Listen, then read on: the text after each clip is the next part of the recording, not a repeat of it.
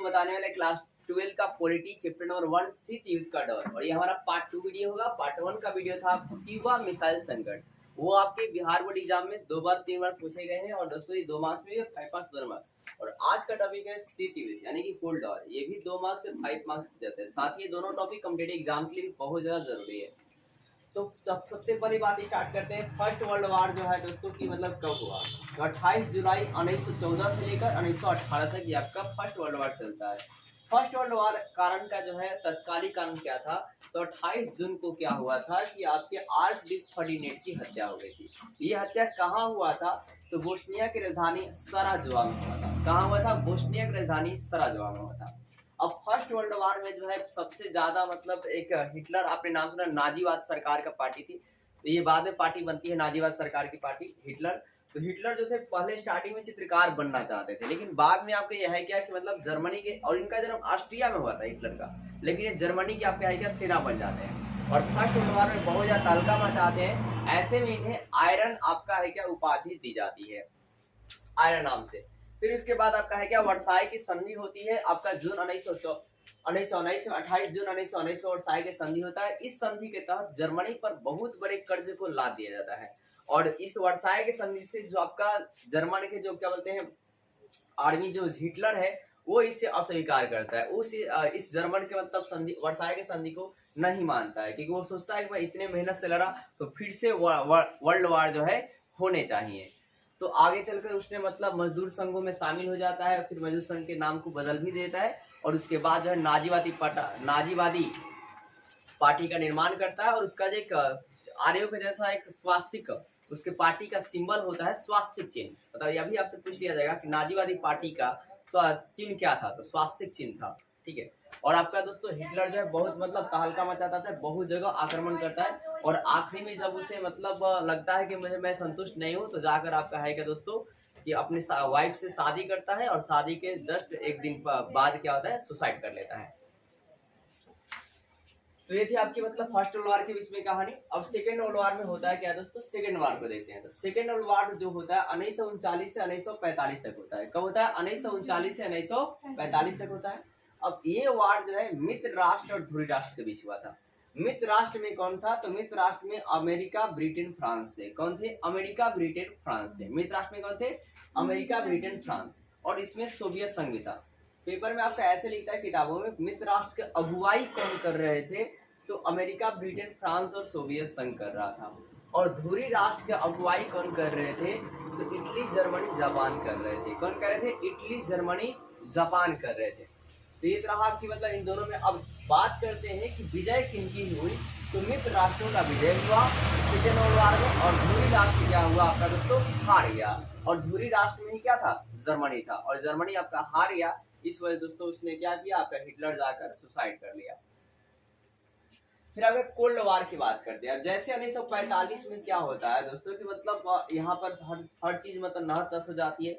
ये नहर-तस करने पीछे सेकेंड वार में बहुत बड़ा भयंकर युद्ध होता है। जैसे कि जो अमेरिका है जापान पर परमाणु हमला भी करता है। और परमाणु हमला 2 बार करता है। एक बार आपका 6 अगस्त 1945 को और दूसरा 9 अगस्त 1945 को।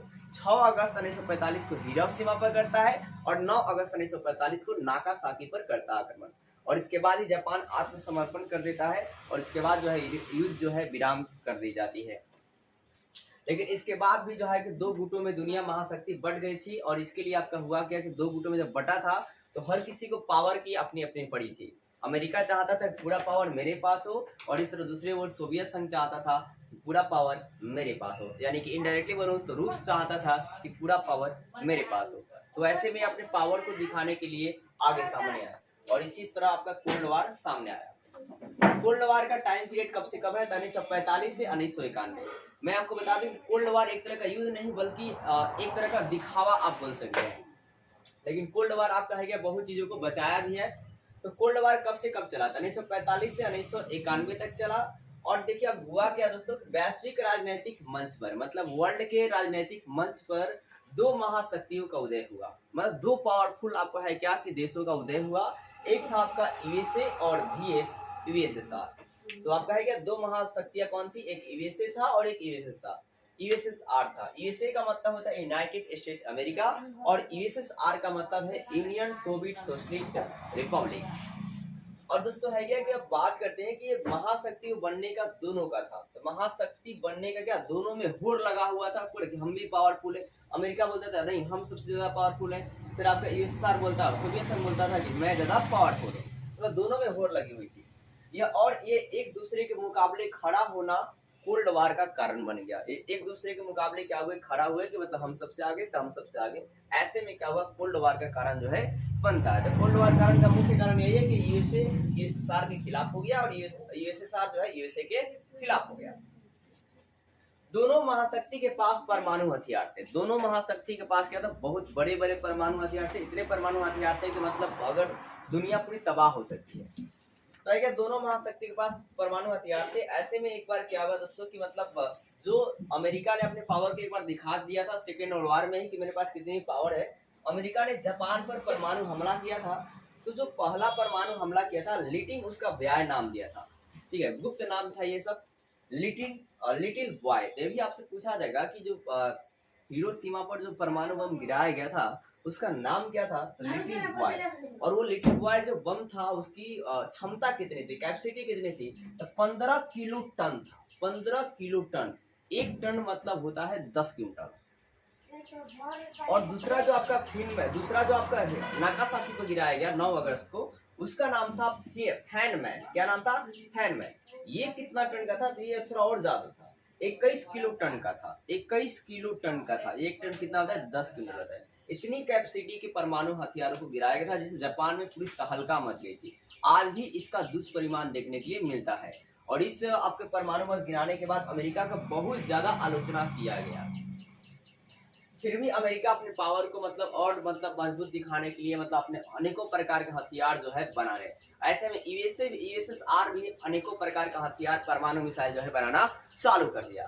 तो 1950 के दशक में दोनों देशों ने क्या किया, परमाणु परीक्षण करना स्टार्ट कर दिया और भी ज्यादा परमाणु जो है बनाना चालू किए जिनकी क्षमताएं 10 से 15,000 किलो टन थी। यहाँ पर जो छोड़ा गया था मात्र 15 किलो टन और 21 किलो टन था, लेकिन यहाँ पर जो है वो 10 से 15,000 किलो टन की क्षमता है, यानी कि बहुत डेंजर है। आप बोल सकते हैं कि उसके तुलना में आप 10,000 गुना जो है ये सब क्या है कि डेंजर आपके परमाणु हथियार है। और ये आपका है कि जब किसी भी इलाके में पड़ेगी तो पूरा इलाका जो है तहस का नहस हो जाएगा, मतलब खत्म और स्वाह हो जाएगा। ये हथियार दुनिया की तबाही मचा सकती है। अगर इस हथियारों का उपयोग किया गया तो पूरे दुनिया में तबाही मचाया जा सकता है और थर्ड वर्ल्ड वॉर को कोई नहीं रोक सकता है। तो ऐसे में आप कहा क्या कि मतलब इसी में आप कहेगा दोनों जो है यूएसए और यूएसआर ये दोनों जानते हैं कि अगर हम किसी पर भी हमला करते हैं तो थर्ड वर्ल्ड वॉर हो जाएगा और ऐसे में पूरा तबाही होगी। और जैसे कोई भी वार होता है तो इस यूएसए का भी पैसा खर्चा होगा और यूएसएसआर भी जानता है कि अगर मैं वार करता हूँ तो मेरा भी पैसा खर्चा होगा। ऐसे में दोनों का पैसा खर्चा होगा। तो ऐसे में इन्होंने सोचा कि मतलब ऐसे थोड़ा इसको थोड़ा कम किया जाए। उन्होंने अवरोध किया। अवरोध का मतलब उन्होंने रोक लगाया और संतुलन में रखा। मतलब अवरोध मतलब क्या होता है, रोक और संतुलन यानी कि युद्ध नहीं होने दिया। अवरोध जो है क्या, युद्ध क्या करने दिया, नहीं होने दिया। वो कोल्ड वार के सिर्फ नाम जाना गया, थर्ड वर्ल्ड वार नहीं हुआ। मतलब अपने आप को उन्होंने रोका। परमाणु हथियार था लेकिन उन्होंने अटैक नहीं मारा। जैसे लोग गुस्सा आ जाते हैं अटैक मार देते हैं, उन्होंने उतना गुस्साया नहीं, ठीक है। और अपने आप में संतुलन रखा, बैलेंस रखा, जिससे आपका हुआ कि मतलब अपने परमाणु हथियार का इस्तेमाल नहीं किया। फिर संयम से काम लेना, मतलब उन्होंने अपने आप को पैशन दिखाया, मेरे पास पैशन है, ठीक है। और थर्ड वर्ल्ड वार होने से क्या हो गया, बच गया। और इसी दौर को शीत युद्ध नाम दिया गया। और शीत युद्ध ने समुचित जाति को मंडरादित खतरा से संभाल लिया। मतलब जो खतरा मंडरा रहा था कि थर्ड वर्ल्ड वार हो जाएगा, उससे क्या हुआ, बच गया। तो आप फिर से एक बार शॉर्ट क्लिप में सुनेंगे मतलब कि कोल्ड वार में आप बातें क्या लिखेंगे। तो अगर आपको मतलब जो बातें याद आती है वो बातें मतलब बोर्ड एग्जाम में लिख सकते हैं कि कोल्ड वार की शुरुआत जो फर्स्ट वर्ल्ड वार से हो जाती है। कि मतलब फर्स्ट वर्ल्ड वार 1914 से 1918 के बीच में होता है। सेकेंड वर्ल्ड वार 1939 से 1945 के बीच होता है। और इसके बाद आपका है दोस्तों कि जो कोल्ड वार होता है 1945 से 1951 के बीच होता है। अब ये किनके बीच होता है, तो खासकर यूएसए और यूएसएसआर के बीच होता है। ये क्यों होता है, दोनों महाशक्तियों को आपका है क्या, पावर दिखाने का होड़ लगा हुआ था। यानी कि अमेरिका चाहता है कि मैं बड़ा, यूएसएसआर चाहता है कि मैं सबसे बड़ा। ऐसे में आपका है क्या, दोनों आपका है क्या परमाणु परीक्षण करते हैं, अपना परमाणु हथियार दिखाते हैं कि मेरे पास इतनी ताकत है और मैं मतलब जब भी परमाणु हमला करूंगा तो पूरी दुनिया तबाह हो जाएगी। ऐसे में आपका है क्या कि अपने आप को अवरोध का मतलब नियम ही करते हैं, यानी कि अपने आप को रोकते भी हैं और संतुलन दिखाते हैं, जिससे क्या होता है कि आपका थर्ड वर्ल्ड वार रुक जाता है और इस तरह दुनिया जो है बहुत एक मंडराते हुए खतरा से बच जाती है, यानी कि शीत युद्ध के कारण ही कोल्ड थर्ड वर्ल्ड वार नहीं हो पाता है।